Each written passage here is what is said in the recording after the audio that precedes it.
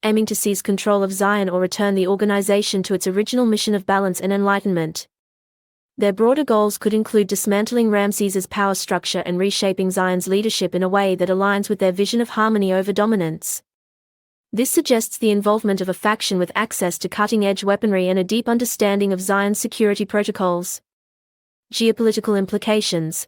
The attack has destabilized the already precarious balance of power, emboldening factions such as the Nordic Alliance and the Republic of Texas, who see an opportunity to expand their influence amidst the turmoil. The Nordic Alliance is likely to leverage diplomatic maneuvers to rally allies and assert its leadership in the region, while the Republic of Texas might exploit the situation by expanding its military presence along key ley-line nodes. Both factions are poised to use the chaos to strengthen their geopolitical positions and challenge Zion's waning influence. Additionally, corporations like NEO, Google and Tesla Dynamics are likely to exploit the uncertainty to consolidate their hold over critical ley-line networks, further heightening global tensions. The potential for escalation into a wider conflict is high, as Ramses II is unlikely to tolerate such a brazen challenge to his authority. Resistance dilemma. The attack presents a complex dilemma for the resistance. While we condemn the violence and loss of life, the fracturing of Zion's power presents a strategic opportunity. However, any involvement in the incident, even in a humanitarian capacity, risks entanglement in a conflict that could jeopardize our long-term goals. Recommendations. 1. Gather intelligence. Prioritize the gathering of intelligence to determine the true perpetrators of the attack and their motivations. Focus on infiltrating Zion's security apparatus, monitoring communications between rival factions, and analyzing the drone's technological signatures. 2. Maintain neutrality. Publicly condemn the attack but avoid taking sides in the ensuing blame game. Maintain a neutral stance to avoid entanglement in the conflict and preserve the resistance's credibility as a force for peace and stability. 3. Prepare for contingencies. Develop contingency plans for various scenarios, including escalation into a wider conflict, the emergence of a new dominant power, and the potential for alliances between former enemies. Narrative timestamp: June 12, 2048, Resistance Headquarters, Geneva, Switzerland. The atmosphere within the Resistance's Geneva headquarters was heavy with a tension that mirrored the storm clouds gathering over the city. Rain lashed against the windows, mirroring the turbulence that had engulfed the world. The main conference room, usually a hub of strategic planning and coordinated action, was now filled with a grim silence, punctuated only by the occasional frustrated sigh or the sharp staccato of fingers tapping on keyboards. A holographic map of the world, overlaid with a pulsing network of ley lines, dominated one wall, its bright nodes marking points of power and contention. The air crackled with the static of incoming transmissions, each carrying a fragment of news, a rumor, a whisper of fear or defiance from a world teetering on the brink. One report detailed an alleged sighting of unidentified drones near the Nordic Alliance border, fueling speculation about their involvement. The Nordic Alliance has a fraught history with Zion, marked by clashes over ley-line access and ideological differences in governance. This strained relationship makes them a plausible suspect, particularly as they have been known to oppose Ramses's centralizing ambitions and might view the summit as an opportunity to undermine his influence. Another claimed a sudden spike in ley-line disruptions across the Middle East, raising suspicions of corporate sabotage.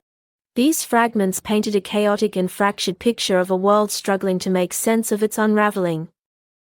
Journal entry: Anya Volkov. Date: June 12, 2048. The world burns, and we stand amidst the ashes, trying to make sense of the flames. The Zion Summit, Ramses's grand play for global dominance, has become a graveyard of ambition. The images flashing across the holoscreens are a brutal testament to the fragility of peace. Twisted metal, shattered glass, the lifeless eyes staring into a sky stained with smoke and the dust of shattered dreams. Ramses, the self-proclaimed God King, roars his defiance, his voice echoing with a rage that chills the soul. His followers, galvanized by his fiery rhetoric, rally behind his call for retribution, their loyalty deepened by his unyielding stance. Public demonstrations have erupted across major cities in Zion, with citizens demanding swift action and justice. Simultaneously, loyalist militias have mobilized near ley-line nodes, reinforcing Ramses's grip on critical infrastructure and signaling a readiness to defend his rule at all costs. Meanwhile, his rivals view his fury as a sign of vulnerability, seizing the moment to stoke dissent and consolidate their own positions within the fractured power structure of Zion. He blames the remnants of the initiative, those shadows we thought we'd banished. But the whispers in the corridors of power tell a different story. The Republic of Texas, the Nordic Alliance, even whispers of a faction within Zion itself, all implicated in a web of suspicion and intrigue. The faces around the conference table reflected a weary determination.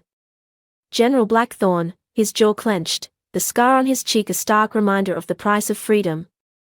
Greta, her eyes shadowed with grief, still mourning Klaus's sacrifice. Sofia, her gaze fixed on the holomap, her mind already calculating the next move in this deadly game. The conference room door hissed open, and Sofia Alvarez strode in, her expression grim but resolute. The weight of leadership rested heavily on her shoulders, but she carried it with the grace and strength of a seasoned warrior. She moved to the head of the table, her gaze sweeping across the assembled resistance leaders. "The world is fracturing," she said, her voice low but steady. "Ramses's ambition has backfired, the attack on the summit has shattered the illusion of his control, and now, the vultures are circling. Factions like the Nordic Alliance and the Republic of Texas are moving swiftly to assert their influence, with the Nordic Alliance strengthening its military alliances and Texas deploying forces to secure key ley-line nodes in contested regions. Meanwhile, corporations like Google are leveraging their technological dominance to gain control over disrupted energy networks, while Tesla Dynamics expands its influence through covert partnerships with local government. Even within Zion, whispers of dissent grow louder as rival factions see an opportunity to challenge Ramses's authority. Blackthorn grunted, his skepticism evident. The initiative may be gone, but their legacy lives on. Their technology, their tactics, they've infected the very fabric of power. And now, Sofia continued, we have corporations like Google and Tesla Dynamics vying for control of the ley lines, their greed masked by promises of progress and sustainability. The enemy has many faces, Greta added, her voice tinged with sadness. But the fight remains the same. We have to protect humanity from those who would exploit it, who would control it, who would deny it the freedom to choose its own destiny. What are our options? Blackthorn asked, his voice gruff. We're stretched thin, resources depleted, allies scattered. Sofia tapped a control on the table, and the holomap zoomed in on the Middle East, highlighting the volatile region surrounding Zion. Ramses is wounded, but he's not finished. He'll lash out, seeking to reclaim his authority, to crush any opposition. We can't afford to be drawn into his conflict, Greta cautioned. Our resources are limited, and we need to focus on the bigger threat, the corporations that are quietly consolidating their power in the shadows. She's right, Anya agreed, her voice firm. We need to stay focused on our core mission, dismantling the remnants of the initiative's technology, exposing the truth about the corporation's manipulation of the ley lines, and empowering people to resist control. Recent breakthroughs, like the successful disruption of a Google siphoning hub in Southeast Asia, have shown the impact of our efforts. This operation involved covertly infiltrating the hub's advanced security systems and rerouting its ley line energy back to local communities, restoring power to thousands and exposing Google's exploitation. The ripple effects of this success have inspired similar missions globally and demonstrated the resistance's capability to challenge corporate overreach. However, setbacks such as the failed operation to intercept Tesla Dynamics' weaponized ley-line prototype highlight the challenges we face. But we can't ignore what's happening in Zion, Blackthorn countered. If Ramses consolidates his power, he could become a threat even greater than the initiative. Then we need to find a way to weaken him without engaging directly, Sofia said, her eyes narrowing thoughtfully. We need to find allies within Zion, those who oppose his rule, those who yearn for a different kind of future. There are whispers of a faction within Zion, Anya said, consulting a data pad. They call themselves the Children of Ra.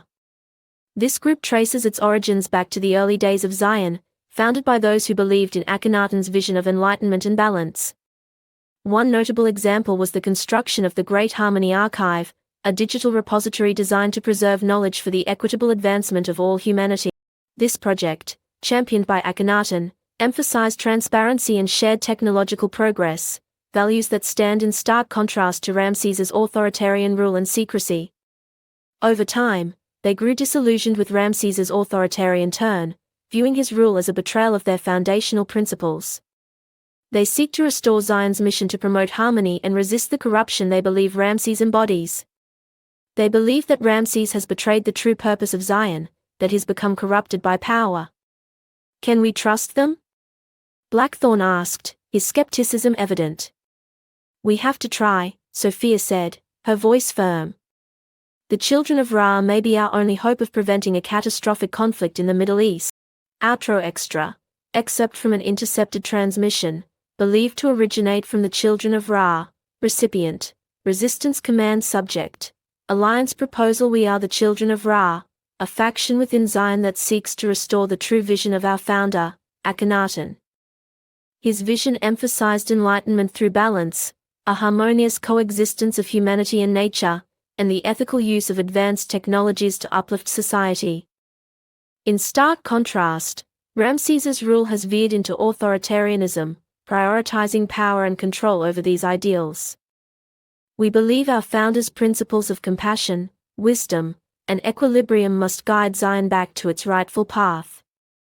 We believe that Ramses has abandoned the path of enlightenment, embracing the very tyranny we sought to escape. His obsession with power, his manipulation of the ley lines, his brutal suppression of dissent, all betray the principles of balance and harmony that guided our ancestors. For instance, Ramses's recent crackdown on dissenters within Zion included the public arrests of key opposition figures and the forced shutdown of independent media outlets. Additionally, his directive to reroute ley-line energy from communal infrastructure to support military endeavors has sparked widespread outrage and further divided his followers. We seek allies in our struggle against Ramses's tyranny. We offer our knowledge of Zion's inner workings, our access to key resources, and our unwavering commitment to a future where humanity is free to chart its own course, guided by the light of reason and compassion, not the shadows of fear and control. Outro quote. The road ahead is fraught with peril, but we are not without hope. The embers of rebellion still flicker, and even in the darkest of nights, the stars guide our path. Recent uprisings in the Pacific territories and a coordinated leak of corporate documents exposing ley-line exploitation have fueled renewed hope among Ra's allies. The uprisings have led to the liberation of several key regions previously under corporate control, disrupting their operations and inspiring neighboring territories to join the resistance's cause. Meanwhile, the document leak has sparked widespread protests and legislative inquiries, intensifying global scrutiny of ley-line manipulation and galvanizing grassroots movements worldwide. These actions, though small in scale, remind us that the fight is far from over and that even minor victories can inspire a global movement for freedom. We will prevail, not because we are stronger, but because we fight for something greater than ourselves, for the future of humanity, for the freedom to choose our own destiny. Sofia Alvarez, Resistance Broadcast, June 15, 2048. Chapter 11. Shadows in the Alps. Opening quote. The greatest weapon against tyranny is the courage to think for oneself. Klaus Heller, Resistance Archives, 2052 news article. The Geneva Guardian headline. Alpine resistance base under siege. Initiative remnants launch surprise attack. Geneva. A heavily fortified resistance base nestled in the Swiss Alps has come under a surprise attack by forces believed to be remnants of the shattered Phoenix initiative. The attack, characterized by coordinated assaults utilizing advanced weaponry such as aerial drones equipped with adaptive targeting systems and electromagnetic disruptors, along with infiltration tactics honed for urban and subterranean combat, has raised concerns about the resurgence of this once powerful organization and the potential for a renewed global conflict. These tactics have tested the resistance's ability to adapt, forcing them to re-evaluate their defensive strategies and prioritize rapid communication networks and unconventional countermeasures to mitigate the attacker's technological superiority. The base, a key strategic hub for the resistance's operations in Europe, is home to vital resources, intelligence networks, and a community of scientists, engineers, and strategists dedicated to dismantling the legacy of the initiative's technological tyranny. The attack, which began under the cover of darkness, has inflicted heavy casualties and caused significant damage to the base's infrastructure. Resistance fighters, utilizing a combination of conventional and ley-line powered weaponry, are putting up a fierce defense. Their ley-line powered arsenal includes weapons capable of channeling raw energy into devastating blasts and shields that can temporarily disrupt enemy drones. In one pivotal moment, resistance fighters used a ley-line powered cannon to obliterate an entire squadron of incoming drones, creating a brief but crucial window to evacuate wounded soldiers. Simultaneously, shields erected around the command center fended off a coordinated missile barrage, preserving vital communication systems critical to their defense.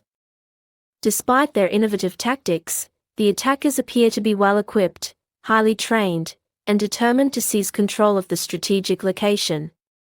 The international community is watching the events unfold with growing apprehension, fearing a return to the dark days of initiative dominance and the potential for a global conflict that could engulf the world in chaos. Intro Extra.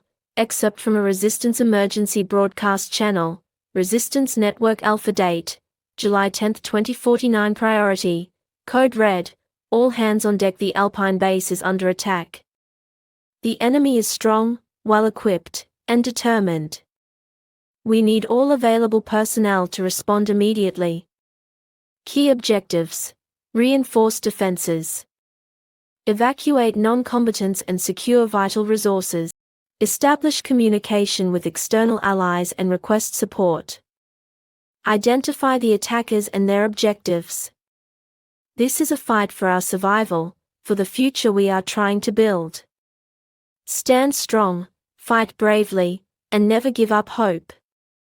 The fate of the resistance, and the future of freedom, hangs in the balance. Narrative timestamp, July 12, 2049. Alpine resistance base. The once pristine alpine landscape was now scarred with craters and trenches, the air thick with smoke and the acrid scent of cordite. The snow, stained crimson in the fading light of day, crunched under Anya Volkov's boots as she sprinted across the ravaged battlefield, her heart pounding a staccato rhythm against her ribs. The world tilted around her, the sounds of battle echoing in her ears, the staccato bursts of gunfire, the bone-jarring explosions, the screams of the wounded. She ducked behind a crumbling stone wall, gasping for breath, the cold mountain air burning her lungs.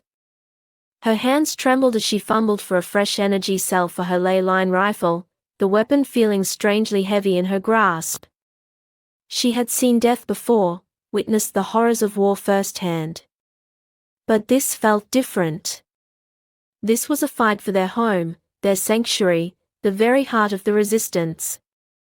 Journal entry, Anya Volkov. Date, July 12, 2049. It's been 48 hours since the attack began.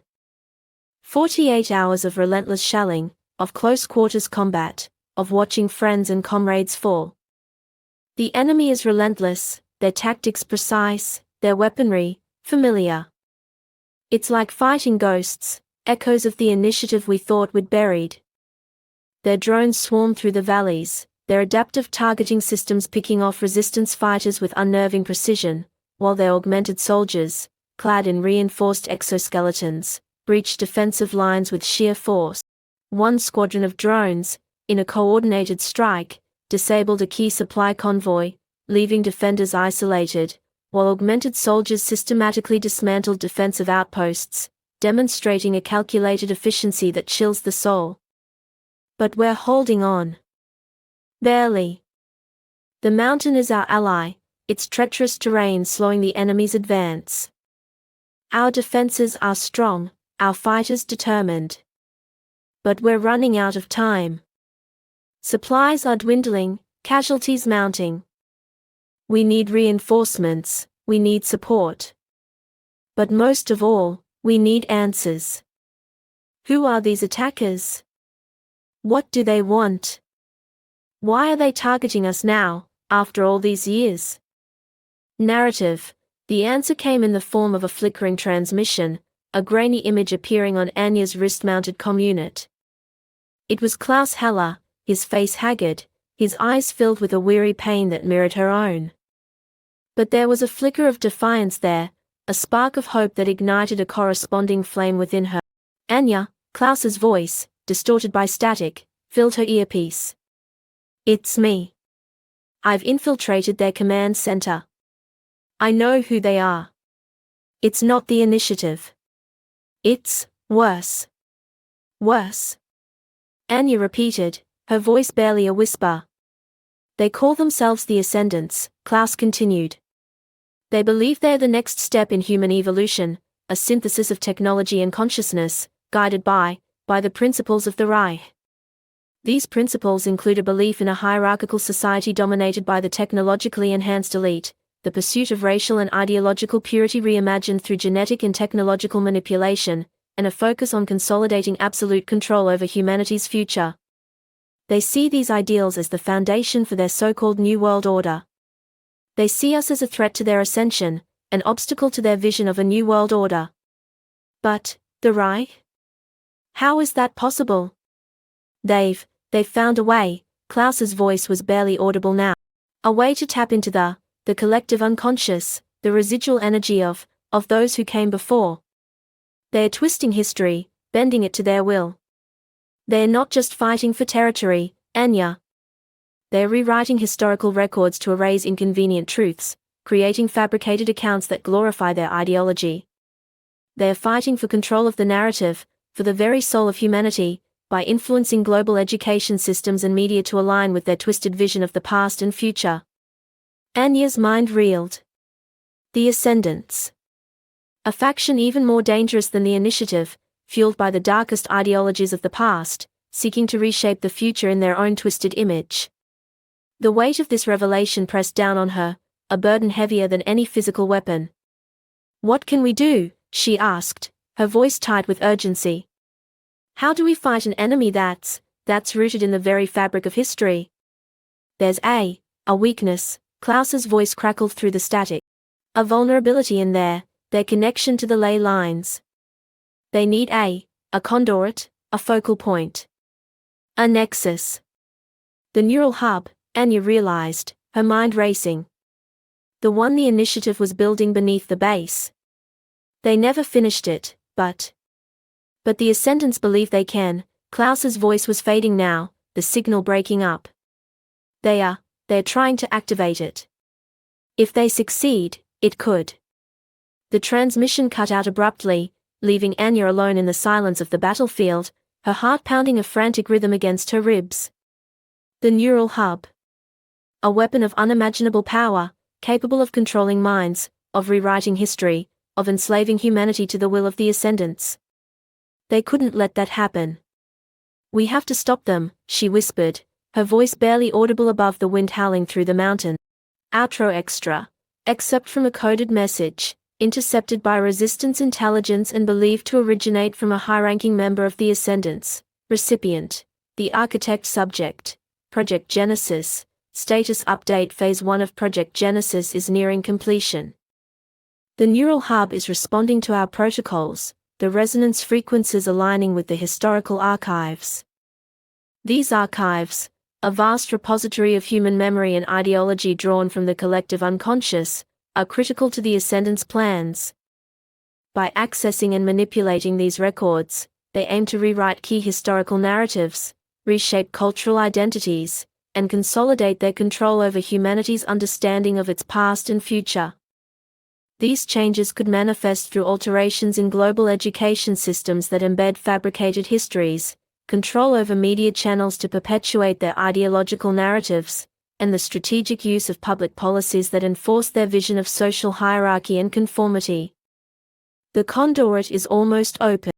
Soon, we will have access to the collective unconscious, the wellspring of power that will fuel our ascension. The resistance, a thorn in our side, will be dealt with decisively. Advanced drone strikes and cyber attacks will cripple their communications, while targeted propaganda campaigns aim to demoralize their fighters and erode public support. Coordinated sabotage of supply lines and covert infiltration of their leadership will ensure their ability to resist is systematically dismantled.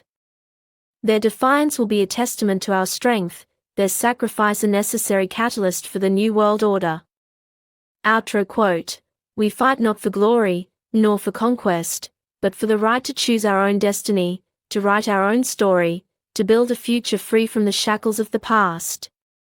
We fight for the light, against the encroaching darkness. We fight for hope, against the seductive whispers of despair. We fight for humanity, against those who would deny its potential, its beauty, its capacity for love and compassion. Anya Volkov, Resistance Broadcast, July 15, 2049. Chapter 12. Eva Richter's Genesis opening quote. To rule oneself is a challenge. To rule a nation, a burden. To rule a world, a curse. Queen Christina, Nordic Alliance Archives, 2043 news article. The Berlin Chronicle, or Reich-controlled media, headline. Reich pioneers new path.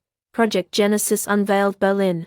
The Fourth Reich, under the resolute leadership of Eva Richter, has unveiled Project Genesis, a groundbreaking initiative focused on reclaiming and refining the legacy of the Phoenix Initiative. The project, shrouded in secrecy, is believed to involve advanced cloning technology and neural reprogramming techniques, aiming to create a new generation of leaders capable of guiding humanity towards a brighter future.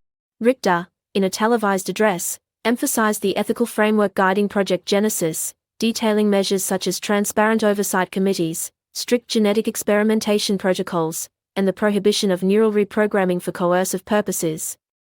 While some international observers have cautiously praised these steps as a departure from the initiative's dark legacy, others remain skeptical, citing the Reich's authoritarian history and questioning the true enforceability of such safeguards. Critics warn that these measures could be more symbolic than substantive, designed to mask the project's potentially dangerous ambitions. These measures would be overseen by independent regulators, with mandatory audits and real-time monitoring to ensure adherence to the stated principles. Richter framed these safeguards as the cornerstone of her vision for ethical innovation. These steps, she claimed, were intended to distance herself from the initiative's tyrannical past and underscore the Reich's commitment to responsible scientific advancement. However, the international community remains wary, citing the Reich's history of authoritarianism and its potential to misuse such powerful technology. The resistance, already grappling with the fragmented world order, faces a new and formidable challenge, as Project Genesis threatens to tip the balance of power and reshape the future of humanity. Intro Extra. Excerpt from a Resistance Intelligence Report. Subject. Analysis of Reich's Project Genesis. Date. July 15, 2049. Classification. Top Secret Assessment. The Reich's Project Genesis represents a significant threat to global stability. Preliminary intelligence suggests they have successfully accessed and reactivated a hidden cloning facility in the Austrian Alps, previously operated by the Phoenix Initiative. This facility houses advanced cloning technology, potentially surpassing the Lazarus Protocol in its capabilities. Key observations. Eva Richter's personal involvement. Richter's direct oversight of the project suggests a deep personal investment and a potential connection to her own origins. Emphasis on ethical framework. The Reich's propaganda emphasizes a departure from the initiative's methods, focusing on responsible use of the technology. This is likely a strategic maneuver to quell international concern and legitimize their actions. Recruitment of scientific talent. The Reich is actively recruiting geneticists, neurologists, and other specialists, indicating an ambitious research and development agenda. Recommendations. Prioritize infiltration of the cloning facility to gather intelligence on Project Genesis's true objectives. Investigate potential links between Eva Richter and the cloning technology, exploring her personal history and motivations. Disseminate counterpropaganda to expose the Reich's true intentions and rally international opposition to Project Genesis. Narrative timestamp, July 18, 2049, Reich cloning facility, Austrian Alps. The alpine air, crisp and cold, carried the faint scent of pine and snow. Deep beneath the idyllic landscape, hidden within the bowels of a mountain, lay a testament to humanity's ambition and its capacity for both creation and destruction. The cloning facility, once a bastion of the Phoenix Initiative's hubris, now echoed with the footsteps of a new generation, their purpose intertwined with the ghosts of the past. Eva Richter, her silhouette cast long and sharp by the harsh fluorescent lighting, stood before a massive steel door, its surface adorned with the Reich's eagle insignia. Her gaze, steely and resolute, reflected the weight of the task before her, the burden of a legacy both inspiring and terrifying. This facility, a symbol of the initiative's failed dreams, would become the crucible for her own vision, leveraging its state-of-the-art genetic engineering labs, advanced neural interface technology capable of directly interfacing with human consciousness for accelerated learning and decision-making, and archives of experimental data containing the initiative's most classified research into human augmentation and cognitive enhancement. These archives hold blueprints for experimental neural pathways, gene splicing techniques, and psychometric data collected from early cloning trials, offering unprecedented opportunities for scientific breakthroughs. These resources would serve as the foundation for the Reich's determination to forge a new path for humanity. "Open it," she commanded, her voice echoing with an authority that belied her youthful appearance. The doors, with a groan of hydraulics, slid apart, revealing a chamber that hummed with a cold, sterile energy. Rows upon rows of cloning pods, their surfaces shimmering with a faint, ethereal glow, lined the walls, each containing a swirling mass of genetic material, a potential life suspended between existence and oblivion. Journal entry, Eva Richter. Date, July 18, 2049. This facility is a cathedral of ambition, a monument to the initiative's unwavering belief in the power of science to reshape the world. They sought to conquer death, to unlock the secrets of the human genome, to create a new breed of humanity, one that would transcend the limitations of the past. They failed, consumed by their own hubris, their vision distorted by a lust for power. I will not repeat their mistakes. Project Genesis is not about control, but about evolution. We will not create mindless drones, but individuals capable of independent thought, of critical analysis, and of leadership. Unlike the initiative's creations, these new individuals will be guided by ethical autonomy and trained to question authority, enabling them to adapt and innovate for the betterment of the Reich. However, such autonomy could challenge the Reich's hierarchical structure, potentially fostering internal dissent or creating factions with conflicting interpretations of the Reich's goals. For instance, a group of these autonomous leaders might question the rigid chain of command during a critical mission, advocating for strategies that prioritize innovation over obedience, thereby creating friction with traditionalists within the Reich. I stand on the shoulders of giants, burdened by their legacy, yet inspired by their vision. The future is uncertain, the path fraught with danger. But I am not afraid. I am Eva Richter, and I will shape the destiny of the Reich, of humanity. Narrative. Eva strode into the chamber, her footsteps echoing on the polished concrete floor. The air, chilled and sterile, carried a faint metallic tang, a reminder of the technology that hummed around her. She approached a central console, its surface glowing with a holographic display that pulsed with intricate data streams. "Activate Sequence Alpha," she said, her voice carrying a quiet authority that commanded obedience. The console hummed in response, its lights flashing in a synchronized pattern. A designated cloning pod, nestled amongst countless others, began to glow brighter, its surface rippling with a surge of energy. Within, the genetic material, a carefully curated blend of historical DNA and advanced gene editing, coalesced, taking shape, forming a human figure. "Subject designation, Eva Richter," she said, her voice barely a whisper, as if speaking to a ghost. The words carried a weight of history, of ambition, of a destiny both sought and feared. The figure within the pod, a perfect replica of herself, stirred, its eyelids fluttering beneath a translucent membrane. For Eva, this moment was a collision of triumph and dread, the scientific pride of achieving the impossible clashing with the uneasy awareness of her own creation's potential to surpass her. It was as if the pod's contents mirrored the duality within her, the visionary striving for progress and the wary human grappling with the weight of playing God.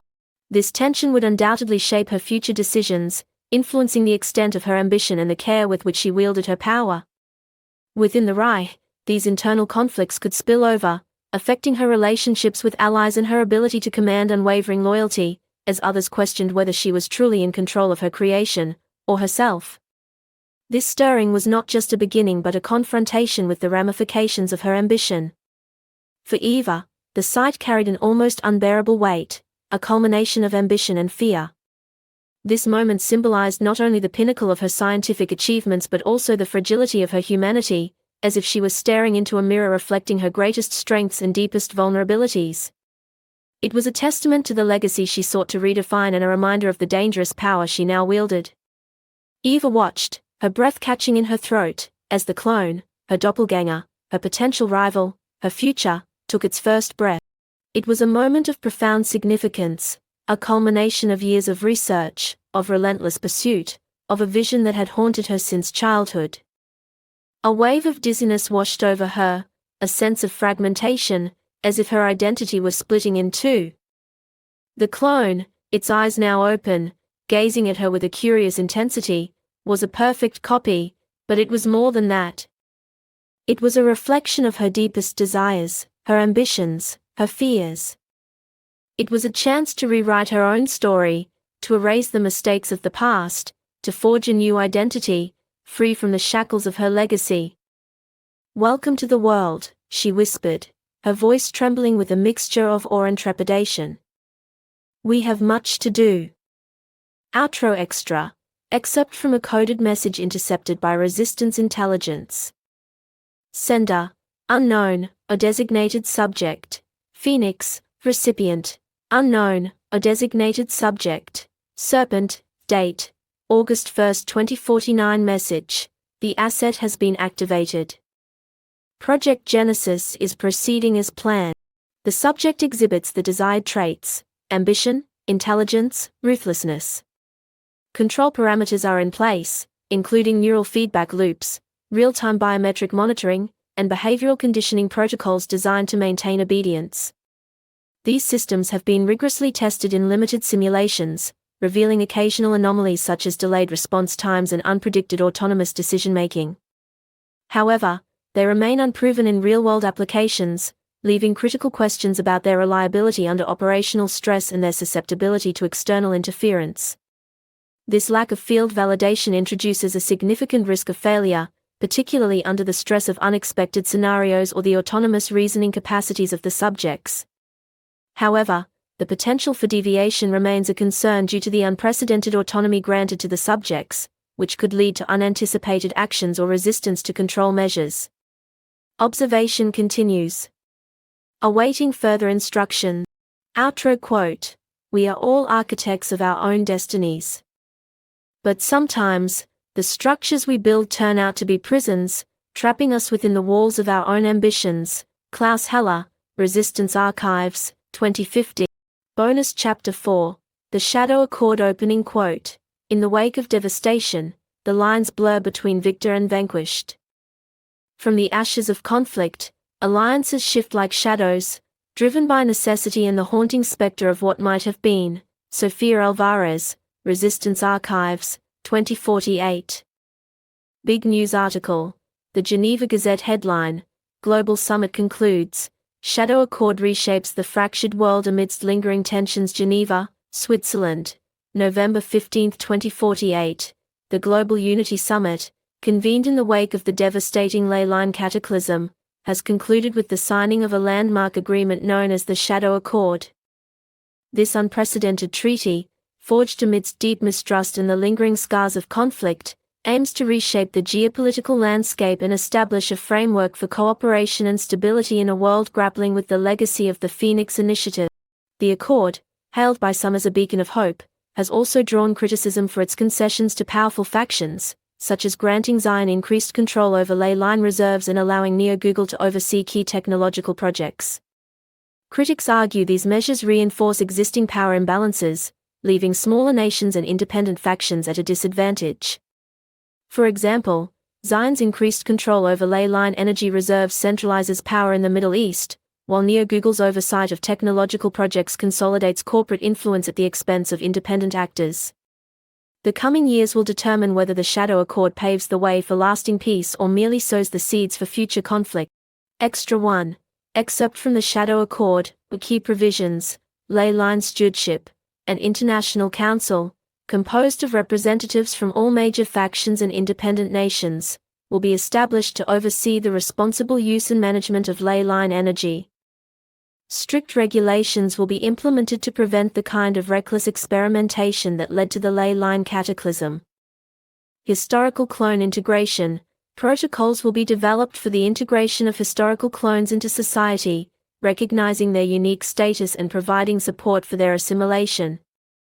Historical clones face societal challenges such as prejudice from those who see them as relics of the past, difficulties in adjusting to modern cultural norms, and the constant threat of exploitation by political or corporate entities seeking to leverage their unique status for influence. However, debates persist over the societal challenges they face, including prejudice, psychological adjustment to modern norms, and potential exploitation by political or corporate interests. This includes access to education, healthcare, and opportunities for meaningful participation in the rebuilding process. Disarmament and demilitarization. All factions will be required to dismantle their most destructive weapon systems, including those based on ley-line technology. A global peacekeeping force, composed of multinational units, will be established to monitor compliance and enforce the treaty's provisions. Truth and Reconciliation Commissions. Independent commissions will be established to investigate past atrocities, document human rights violations, and promote accountability. The goal is to foster healing and reconciliation by addressing the legacies of conflict and injustice. Economic cooperation and development.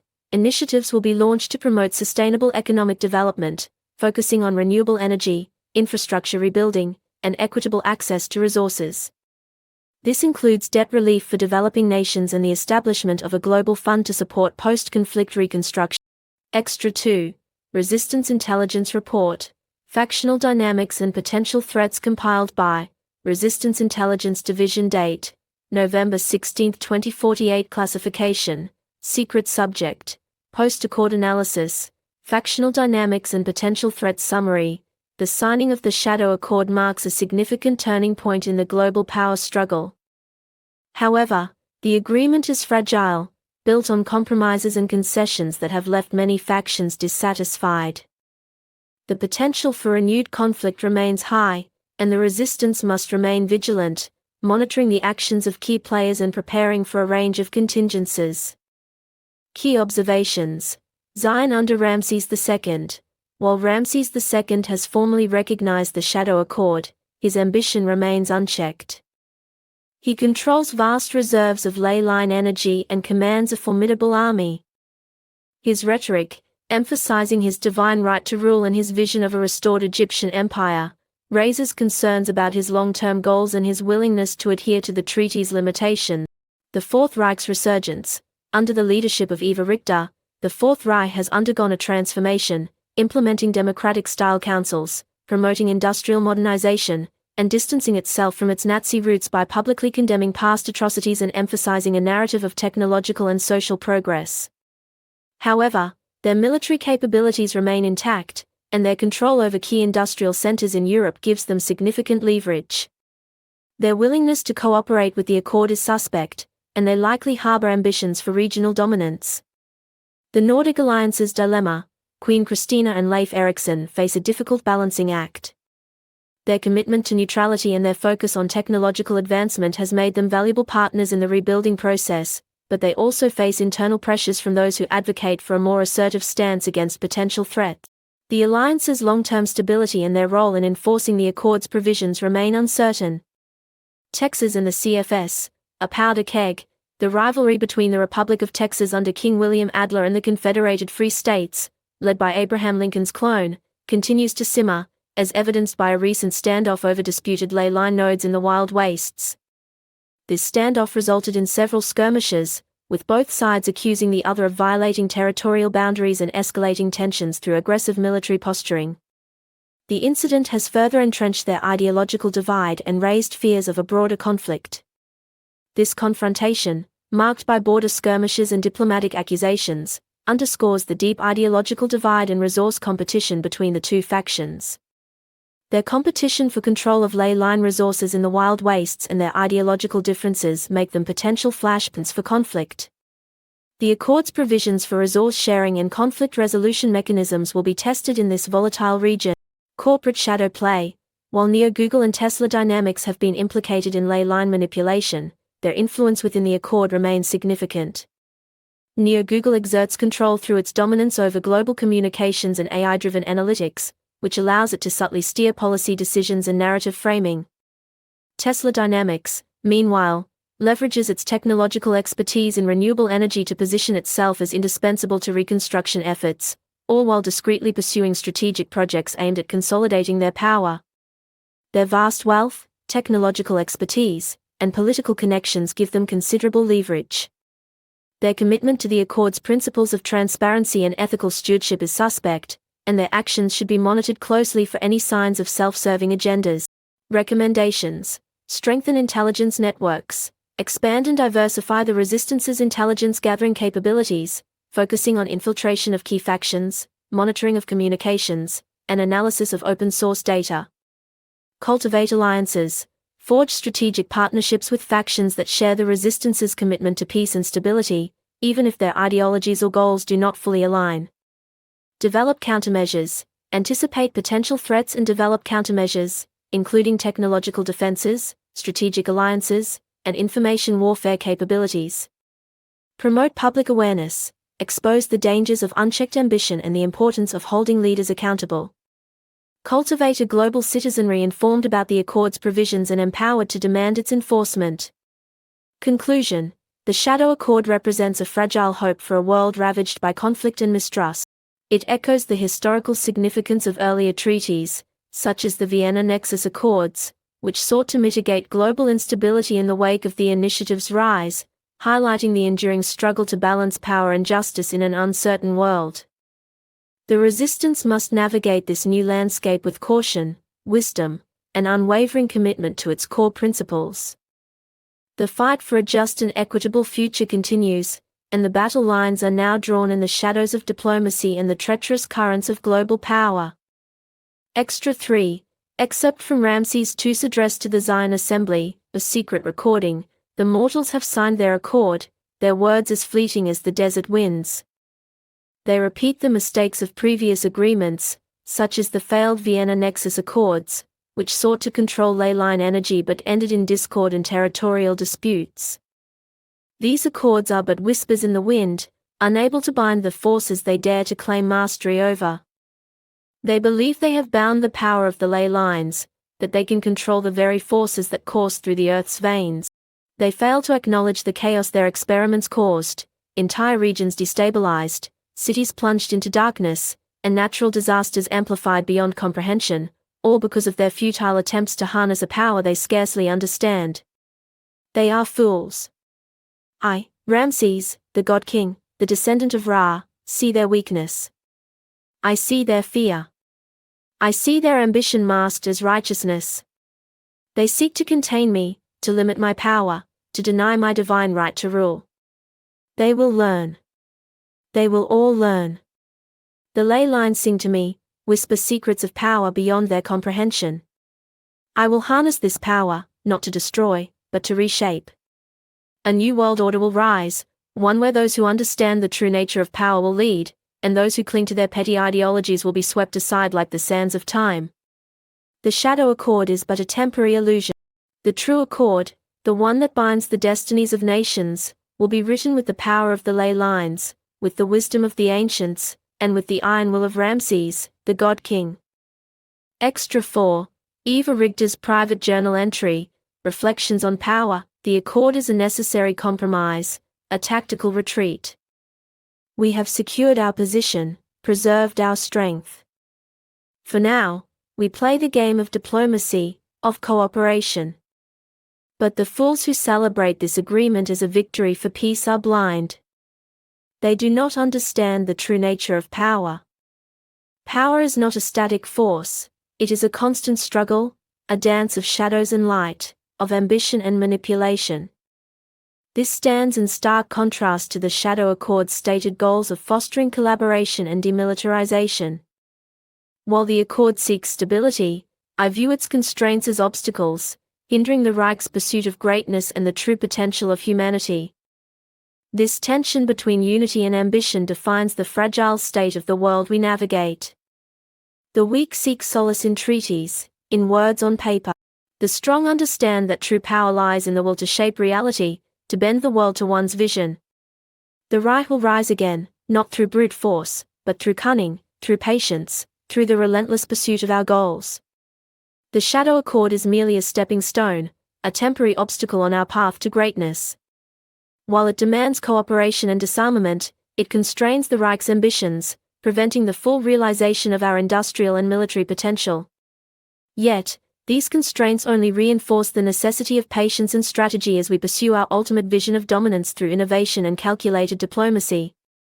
We will bide our time, gather our strength, and when the moment strikes, we will seize control, not just of Europe, but of the very destiny of humanity. The future belongs to those who dare to claim it. Extra 5.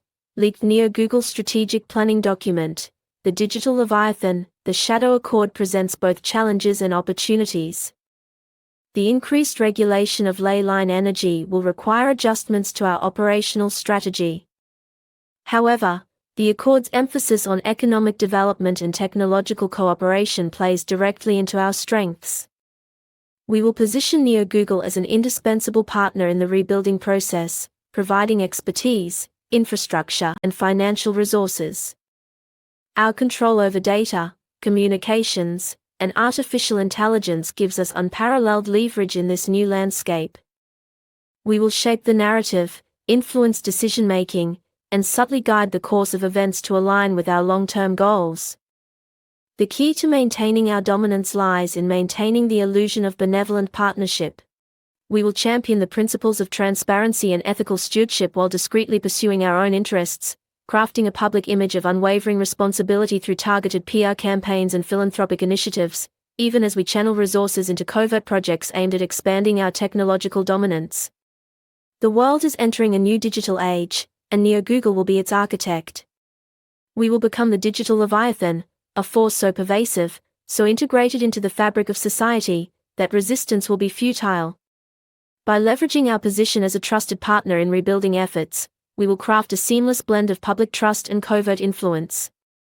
Publicly, Neo-Google will champion causes of transparency and sustainability through visible philanthropic initiatives, while privately advancing strategic objectives aimed at consolidating power and eliminating opposition. This duality ensures our dominance remains unchallenged, under the guise of ethical stewardship. The future is ours to shape. Extra 6. Classified Resistance Communication, the Phoenix Protocol from Sofia Alvarez, Resistance Command to All Resistance Cells Classification, Ultra Top Secret Subject. Phoenix Protocol activation. The Shadow Accord is a necessary step, but it is not a guarantee of peace. The embers of ambition still burn, and the shadows of the past linger. We must remain vigilant, prepared to defend the hard-won freedoms we have secured. Intelligence reports indicate the emergence of a new threat, one that could unravel the fragile peace and plunge the world back into chaos. The Phoenix Protocol is now activated. Named after the mythological bird that rises from its own ashes, the protocol reflects the Resistance's enduring resilience and its determination to rebuild from the devastation wrought by the Phoenix Initiative. Historically, the Phoenix Protocol was first conceived following the fall of the Vienna Nexus Accords, serving as a blueprint for survival in the aftermath of failed treaties and fractured alliances. It symbolizes hope and renewal in the face of global threats that transcend factional boundaries, drawing lessons from past victories and the sacrifices of countless resistance fighters who refused to let humanity's spirit be extinguished. This protocol, developed for the most extreme contingencies, outlines a plan for coordinated resistance in the event of a global threat that transcends factional boundaries. Key elements: decentralized command structure. Authority will be distributed among regional cells, ensuring resilience and flexibility in the face of targeted attacks. Information warfare. Counter the enemy's propaganda and control of the narrative. Disseminate truth, expose their lies, and inspire hope among those they seek to control. Cyber warfare. Disrupt their communications networks, expose their secrets, and cripple their technological infrastructure. Guerrilla warfare. Target their strongholds, disrupt their operations, and bleed them dry through attrition. Alliances of necessity. Forge temporary alliances with factions that share a common enemy, even if their ideologies or goals diverge in the long term. The fight for freedom is never truly over. We must be prepared to defend it, to adapt to new threats, and to forge a path towards a future worthy of the sacrifices we have made.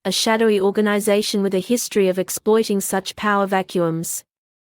Some analysts warn that this event could embolden factions across the globe to settle old scores through violence. Intro Extra.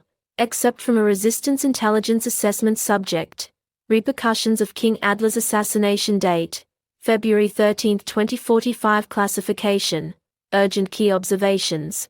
1. Motive. The assassination of King Adler serves multiple motives. Eliminating a key figure who openly opposed the initiative's resurgence disrupts regional stability and creates opportunities for strategic gains. Without Adler, Texas's government faces potential collapse, diverting attention and resources away from broader resistance efforts. 2. Suspects. While the initiative remains the primary suspect, internal factions within Texas and opportunistic neighbors like the CFS could have orchestrated the assassination. Each stands to gain from the power vacuum created by Adler's death. 3. Global impact. The assassination sends a chilling message to world leaders. No one is beyond the initiative's reach. By destabilizing Texas, they weaken a key resistance ally and ensure a fractured opposition, making it easier to implement their long-term objectives. Narrative timestamp: February 14, 2045, Resistance Headquarters, Geneva, Switzerland. The sleek, modern architecture of the Resistance Headquarters contrasted sharply with the turmoil gripping its occupants. An eerie hush pervaded the command center, broken only by the quiet hum of holographic displays projecting a fractured map of Texas. The assassination of King Adler had sent shockwaves through the resistance, shaking its fragile alliance and raising dire questions about the initiative's next move. Journal entry: Anya Volkov. Date: February 14, 2045. The news of Adler's death hit us like a physical blow. The conference room, usually alive with debate and energy, fell silent, suffocated by the weight of this loss. Adler was far from perfect, but he was a bulwark against the initiative's resurgence in the South. His creation of the Southern Defensive Pact, an alliance of Texan nobles and independent border states, successfully held the initiative at bay for years. By fortifying ley-line nodes and rallying local militias, Adler ensured the region remained resistant to initiative incursions, even as other territories fell into chaos. His death doesn't just create a vacuum, it plants seeds of chaos, where the initiative thrives. We've seen it before: Vienna's alliances shattered by whispers of betrayal, and the fall of the Nordic alliance's southern outposts, where rebellions were incited from within. Each time, the initiative stayed in the shadows, orchestrating calamity while we fought amongst ourselves. It's happening again, and this time, the stakes are even higher. Narrative. Greta Heller's voice cut through the room, taut with suppressed anger. The initiative's fingerprints are all over this, she said. Adler was a symbol of defiance. His death benefits them in countless ways. Without him, Texas is a fractured chessboard, and the initiative excels at playing both sides. The holographic map above the table zoomed in on Texas, the pulsing red indicators outlining the crisis. Texas is on the brink of civil war, General Blackthorne said grimly. The CFS is mobilizing troops, and noble factions are seizing the opportunity to vie for power. The initiative won't even need to intervene directly, they can just fan the flames. Before Greta could reply, a holographic transmission flickered to life in the center of the room, a coded message bearing the insignia of the Nordic Alliance. It was rare to hear directly from their leadership. Message transcript. Subject: Adler assassination analysis from General Ulysses S. Grant Clone, Confederated Free States to Resistance Council. We've been watching the events in Texas closely. Make no mistake, the initiative's hand is in this. This mirrors their tactics from Vienna. They thrive in the cracks of leadership, weaponizing chaos against their enemies.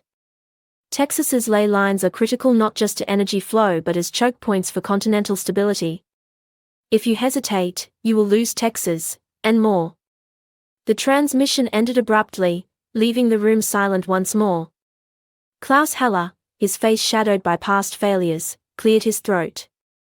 Memories of Vienna clawed at the edges of his mind. The day he had miscalculated the timing of a ley-line surge, costing the lives of hundreds of resistance operatives. The initiative had turned his own research into a weapon that day, and Klaus had never forgiven himself for the role he played. Now, Texas teetered on the same precipice, and he refused to let history repeat itself. For a fleeting moment, his mind wandered back to Vienna, its ruins still echoing with screams and unanswered questions. The initiative's methods are evolving. They are no longer just brute force and propaganda. They exploit weaknesses, turning allies into enemies, and chaos into opportunity. He paused, looking at Greta. We need to predict their next steps, counter their strategies before they solidify. The tension in the room was palpable as silence settled again, each leader wrestling with the weight of their next decision. We need to send a team to Texas, Anya Volkov finally said. Investigate Adler's assassination, gather intelligence on the initiative's movements, and establish contact with potential allies among the Texan resistance. We need someone who understands the terrain, Blackthorne said. Political? Anya offered, her voice firm. Greta nodded, her gratitude evident. You'll need backup. Someone versatile, with a good head in a fight. Luca, leaning casually against the wall, flicked a knife into the air and caught it effortlessly. Blackthorne rolled his eyes with a weary shake of his head, muttering, You're a showman, not a soldier. The tension in the room lightened for a moment, but Greta's gaze remained locked on Luca, her expression unreadable. Confidence can be useful, she said quietly, as long as it doesn't turn into recklessness. Luca's grin widened, unbothered. Reckless? Never. Efficiently daring?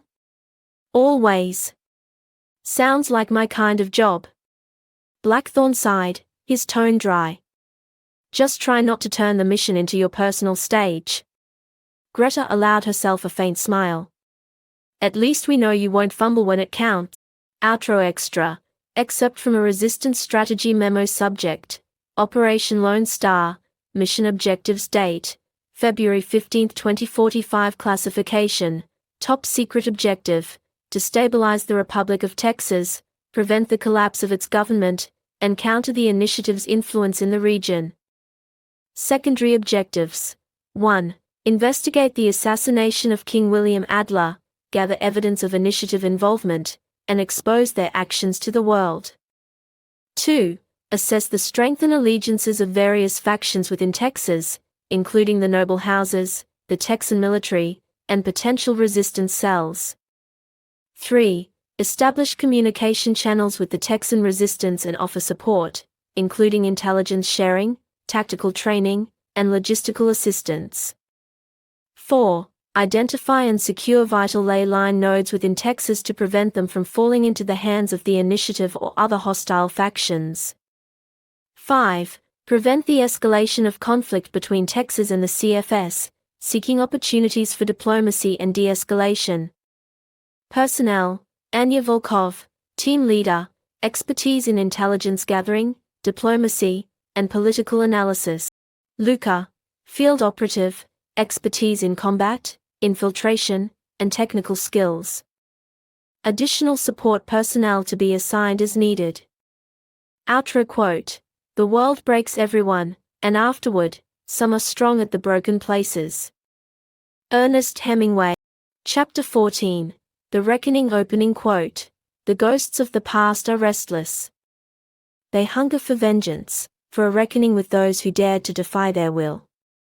Klaus Heller, Resistance Archives, 2044. News article. The Nordic Times headline: Queen Christina defies the Reich. Nordic Alliance declares independence, citing initiative atrocities. Oslo, Norway, December 10, 2044. In a stunning act of defiance, Queen Christina of Sweden, leader of the Nordic Alliance, has formally declared the alliance's independence from the Fourth Reich, citing the Reich's escalating brutality and its complicity in the Phoenix Initiative's crimes against humanity. Reports from survivors recount mass arrests of dissenters, entire villages razed to the ground as warnings, and the forced conscription of youth into Reich work camps. One survivor, a young woman named Freya from a border village, described how her family was torn apart in the middle of the night. "They came with no warning," she recalled, her voice shaking. "My father was shot when he tried to resist, and my brothers were dragged away. They took the youngest, Eric, just 12 years old, saying he would serve the Reich. I hid under the floorboards, covering my mouth to silence my cries as I watched my home burn." Stories like Freya's are becoming tragically commonplace, painting a harrowing picture of the Reich's brutality. In the wake of the initiative's fall, the Reich has also been accused of conducting brutal experiments on captured populations, using ley-line energy to fuel devastating weapons with catastrophic results. This bold declaration has sent shockwaves through the global political landscape, potentially shattering the fragile peace established after the initiative's fall and igniting a new era of conflict. Intro Extra. Excerpt from a leaked transcript of a closed-door meeting of the Nordic Alliance Council, held in Stockholm on December 8, 2040 for Queen Christina. We can no longer stand idly by as the Reich tightens its grip on power. Their methods are a chilling echo of the initiative's tyranny. Only last month, in the city of Copenhagen, Reich forces executed a mass roundup of suspected dissidents, tearing families apart in the dead of night. Reports describe entire districts locked down under martial law.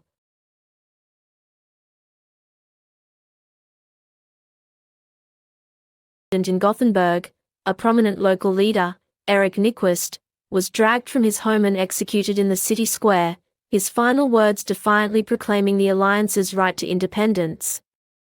Witnesses reported that the Reich broadcast the execution across occupied territories, a chilling demonstration of their resolve to crush dissent. It is a betrayal of the principles we fought to uphold. Leif Erikson but to break with the Reich is to risk open war. They will not tolerate this defiance. We must tread carefully. Cleopatra 7, clone caution is a luxury we cannot afford. The Reich is growing stronger, fueled by their control of ley-line energy and their alliance with the remnants of the initiative. We must act now, before it is too late. Queen Christina, I agree. We have a moral obligation to stand against tyranny, to defend the freedoms we hold dear. The world is watching. Our actions will send a message of hope to those who resist, a message that the spirit of defiance is not extinguished. Narrative timestamp, December 11, 2044, Stockholm Royal Palace, Sweden. A pall of unease hung over the opulent halls of the Stockholm Royal Palace, a stark contrast to the festive decorations that adorned the grand ballroom, remnants of a recent diplomatic reception. The air, heavy with the scent of pine and cinnamon, now crackled with tension. Queen Christina, her regal composure unwavering, paced the length of her private study, her footsteps muffled by the thick Persian rug. Her brow was furrowed, her lips pressed into a thin line, her mind racing through the potential consequences of her decision. Journal entry, Queen Christina's personal journal date, December 11, 2044. The die is cast.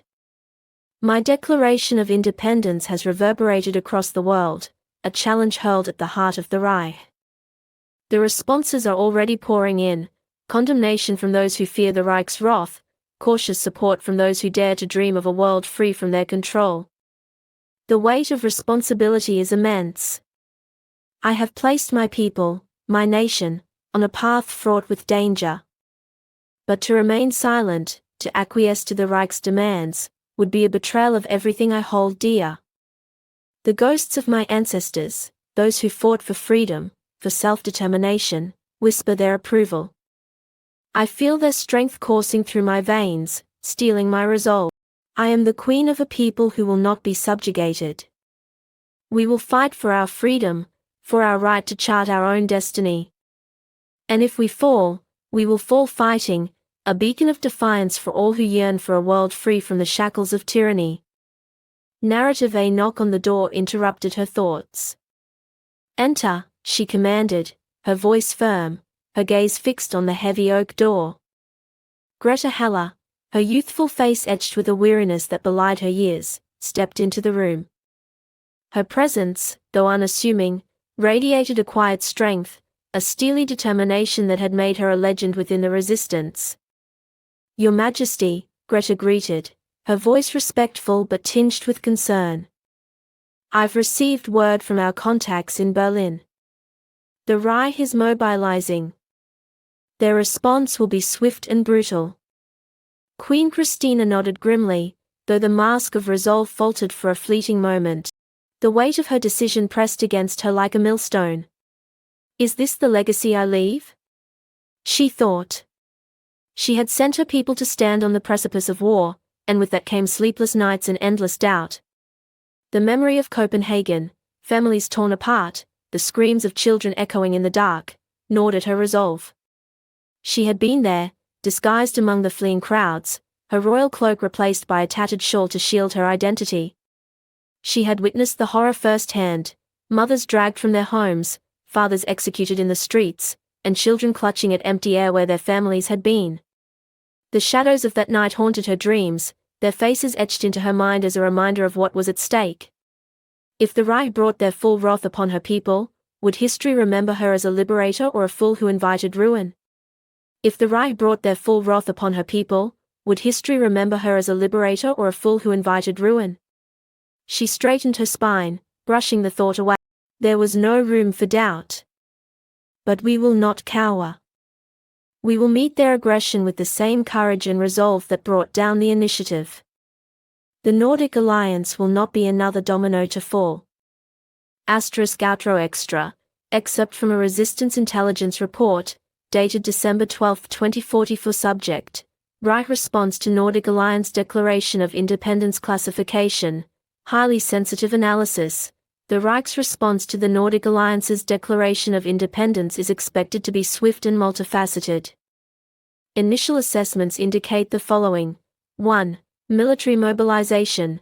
The Reich is deploying troops and armored divisions to the Nordic Alliance borders, including specialized ley-line warfare units.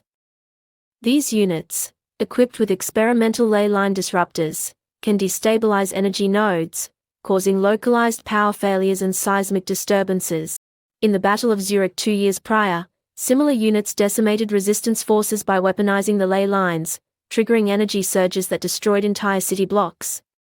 Their presence signals a calculated and devastating escalation of force designed to overwhelm defensive positions and terrorize populations into submission. Their objective is likely a rapid and overwhelming assault to crush any resistance and reassert their control. While the Nordic Alliance boasts well-trained militias and cutting-edge ley-line fortifications along its southern borders, their defenses remain stretched thin. Border garrisons are ill-prepared for the scale of the Reich's mobilization, and key ley-line hubs remain vulnerable to disruption. This imbalance heightens the urgency for reinforcements and tactical adjustments before the Reich's forces make their advance. 2. Propaganda offensive. The Reich will launch a massive propaganda campaign to discredit Queen Christina and paint the Nordic Alliance as rogue actors, destabilizing the global order. They will attempt to sow fear and division within the alliance, exploiting any historical tensions or grievances to undermine their unity. 3. Economic sanctions. The Reich will likely impose severe economic sanctions on the Nordic Alliance, cutting off trade routes and access to resources.